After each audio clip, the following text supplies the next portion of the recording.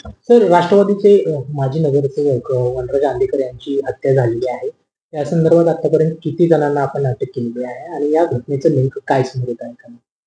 काल रात्री 9:30च्या सुमारास समर्थ पोलीस स्टेशनच्या हद्दीमध्ये इनामदार चौक या ठिकाणी वनराज आंदेकर आणि त्यांचे चुलत भाऊ उभे होता.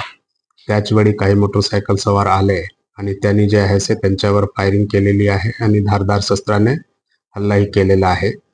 या हल्ल्यानंतर जे आहे ते त्यांना तात्काळ KM हॉस्पिटलला शिफ्ट करण्यात आलं होतं, परंतु त्याच ठिकाणी ते ब्रॉड डेड असा म्हणजे हॉस्पिटल पोहोचण्याच्या पूर्वीच त्यांची मृत्यू झाली होती, अशा प्रकारचे आपल्याला माहिती मिळालेली आहे.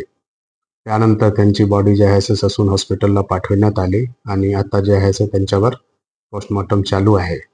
या प्रकरणामध्ये आतापर्यंत जे आहे त्यांची 2 सख्खी बहीण आणि 2 सखा मेहुणा यांना जे आहे ते आरोपी करण्यात आलेले आणि त्यांना अटकही करण्यात आलेला आहे.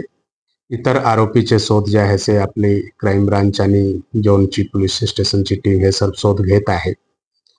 एक वेळ सर्व आरोपी पकडल्यानंतर नेमके यांचे तात्कालिक कारण काय होत आहे यांचे जे आहे ते माहिती निष्पन्न होणार आहे.